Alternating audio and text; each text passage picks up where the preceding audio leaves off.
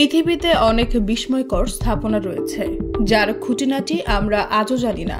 কি উদ্দেশ্যে সেগুলো নির্মাণ করা হয়, কারা নির্মাণ করেছিল, কেনই বা করেছিল, তার সবকিছুই রহস্যময়। ঠিক তেমনি একটি স্থাপনা হলো যুক্তরাজ্যের উইল্টশায়ারের স্টোনহেঞ্জ। স্টোনহেঞ্জ তৈরি হয় খ্রিস্টপূর্ব 3100 সালে, পিরামিড তৈরিরও প্রায় 1000 বছর আগে। এই স্থাপনা আজও গবেষকদের কাছে এক বিস্ময়ের নাম। কোন উদ্দেশ্যে বিশাল আকৃতির সব পাথর দিয়ে এই বৃত্ত রচনা করা হয়েছিল, যুগ যুগ ধরে যার রহস্য উদ্ধারের চেষ্টা করছেন তারা।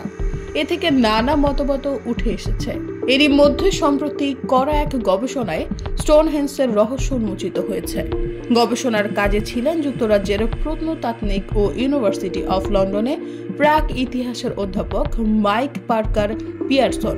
তিনি জানান, যুক্তরাষ্ট্রের কৃষক সম্প্রদায়গুলো সংঘবদ্ধ করতেই গড়ে তোলা হতে পারে বহু প্রাচীন এই নিদর্শন। অনেকেরই বিশ্বাস, ধর্মীয় আচার অনুষ্ঠান পালনের জন্য স্থাপনাটি ব্যবহার করা হতো। অনেকে মনে করেন এটি ছিল একটি সৌর ক্যালেন্ডার, আবার অনেকের মতে স্টোনহেঞ্জ আসলে ছিল একটি আকাশ পর্যবেক্ষণ কেন্দ্র। প্রত্নতাত্ত্বিক পিয়ারসন জানান, ধর্মীয় কোনো স্থাপনার মতো এটিকে রাজনৈতিক স্থাপনা হিসেবে বিবেচনা করা যেতে পারে। গার্ডিয়ান ও এনডিটিভির এক প্রতিবেদন থেকে এই তথ্য জানা গেছে।